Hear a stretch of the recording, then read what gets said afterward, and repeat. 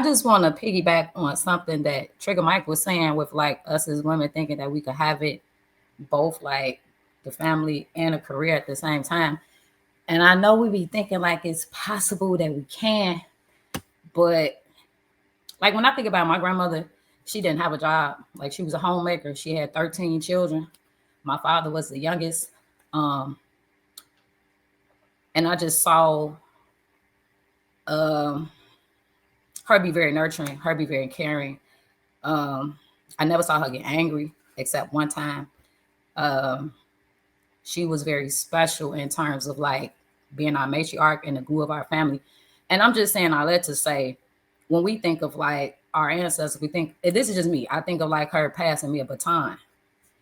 But when she's passing it to me, and this is how I visualize myself, I keep telling her to wait. Like, no, I'm in school. I got my bachelor's. I got my master's. Like, she's trying to pass it to me now. And I'm like, no, I'm about to go to doctoral school. She wasn't passing me the baton of a career woman. She was passing me the baton of a homemaker, somebody to keep our family and our legacy going. And even though I am a leader and I have those qualities within our family, being like the next matriarch, I don't have enough time because I'm just so invested in my career. So I'm just saying all that to say, sometimes we get lost in the sauce and the illusion of wanting a job and needing a job because it sustains us and it provides us that stability. And I think that comes from a fear of us investing in a man and then he leaves us high and dry. And I know for a fact I was trained as a young lady to always go to school and have something for myself, because if a man did decide to leave me, I wouldn't have anything. And I know for me, that scared the shit out of me. It still does right now. And I'm 40 years old. And I think that's why I work so hard to have the things that I have. But it stopped me along the way from having a lot of relationships in between. Because I was always like, no, I ain't no family right now. I have no kids right now. I gotta get my degree. I'm in school. And so you think you can have it all, but you really start to invest purely in what you want, even if it's subconsciously, and you'll start to self-sabotage even certain things if you feel like it's getting in the way of that stability. So if anything, like I say, if you really, really, truly want a family and you want a legacy to build or a lineage, because I know we was getting at a lineage to build, you really got to step back and allow that man to come into your life and lead him, and y'all figure out what y'all want to do together, because you're definitely not going to be able to do it at the same time. You won't be able to. Your priorities will always be somehow in a way, and it'll be a resentment and all that other type of stuff. So if you have time right now, you're in your youth and you're thinking about it, please think about it a little more thoroughly than what you've done. Because again, if I could go back, I would love to see what it's like just to be a homemaker, just for my husband to go out and bring the money home and me see what that's like. Like I'm doing it now. Like I'm going back into recipes and trying to cook and stuff like that. But it's so much time wasted in between. So again, I choose your own path. You want to be a career woman, that's fine. Because I know every woman is not built to be a mother, but that's a conversation for another day. But for you who truly do, there's nothing wrong with that. Like stick with the tradition, stick with the foundation. It can be scary, but if you never try, you're not gonna know. Like if the man might not leave you, you don't know. But if you're never in a relationship, if you never get married, you don't see what it is. So don't let fear stop you. Just try. Yeah, that's dope. I feel like you can definitely have it all. Like if you wanted to do that, if you have the right partner. I've been in that type of relationship before where I feel like we're both wanting the same things and we're doing the same things, but we just didn't make it because of other problems. But for the guys that's always, saying like, marriage is the thing and marriage is the way, I believe that too. But I want the married guys to like put together some kind of conference with all these good men that y'all know around y'all, because they're not everywhere. Like, I don't know where y'all are located, but they're not in North Carolina. Like, I don't know. Like, I don't know where. I know a lot of y'all in Texas. I know, like, I don't know, but I want y'all to have one big ass just conference and just be like, these are all of the single men that are looking for wives. They want wives within 6 months. Like, they're not gonna wait 6 years. They're gonna wait 6 months, and they want you. And we'll come with our resumes. We'll come ready. Like, there's a lot of us that want to be married, but we don't see there. Where are they? I don't. And it's Charlotte. Just to say this to you, Jasmine. Yes. Here's the issue with that. This is the issue we keep running into. Y'all can't throw a conference. When I bring these men to you, you're not gonna like them. Why we won't like them? You're not gonna like them. Why? I told you I just came from a conference. What they look like? Every single characteristic that black women say Not they 6'3", want man. black men to have, if it's not, somehow we have become obsessed with superficial qualities, right? Some of these dudes were geeks. Hold on. This is the crazy part. These dudes, as young as 24 years old, showed up to a conference in Miami. That's ambition right there, to come learn from people that knew, to come interact with me in my main stage performance, right? To get my business card. Like, I was watching you on, I was like, really? That's ambition. All the ambition you want a man to have, those young men got. And as I was looking around the room in one of my breakout sessions, I was like, this, you know who these men are? These men, there are some cool ones. You know what I mean? There's some Hamps, there's some Marcuses, there's some Trigger Mikes, there's some Trues and some Dopes, but there's some geeks too. Who gonna date them? This is the funny thing. This is the funny thing, because y'all did this in high school. Y'all don't like Donald Glover. Then y'all be like, I would have liked him when he become Childish Gambino. Right? I Y'all like really don't. geeks. Y'all, if we are truly people that value character, y'all have been married already. No, that is a falsity. I like geeks. I like the people that like Dragon Ball Z. I like games. I like Cosby. I like all of the teams. Jasmine, I tried all of them. They all. Wait a minute. we always fuck niggas. That's Geeks, true every one of though. them.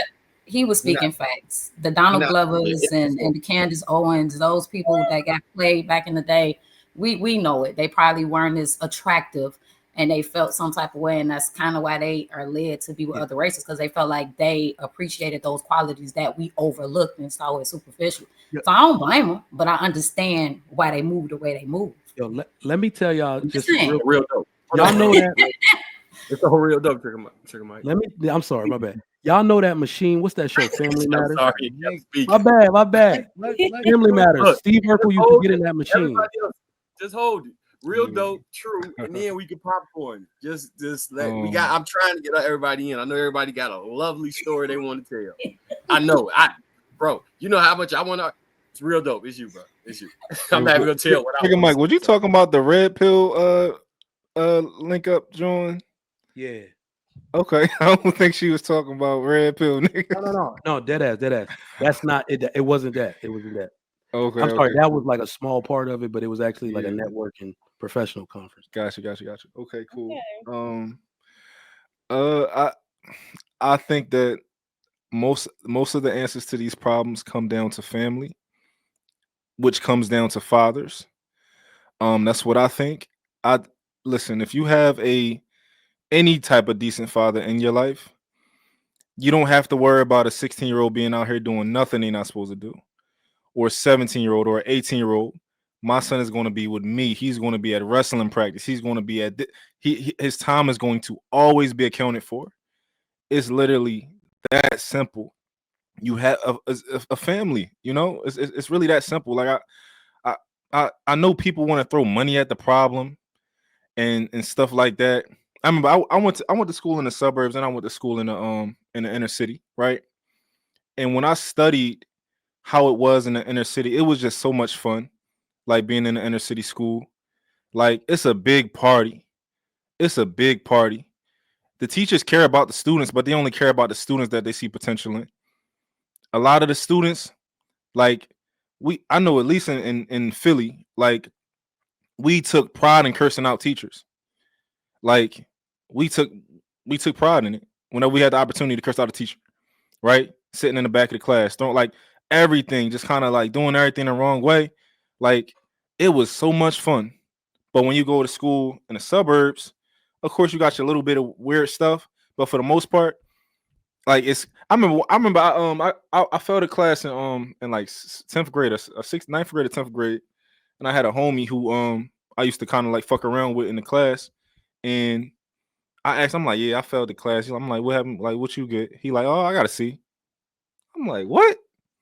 We was both fucking around, and you gotta see. I learned a lesson that time, like to kind of like worry about what I'm doing and kind of, you know. But no, I think the answer to this is family, fathers back in the homes.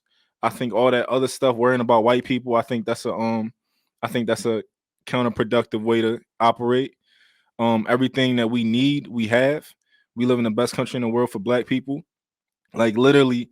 Just don't make excuses. When somebody, I can sit up here and I can tell everybody, I can teach you all how to get money.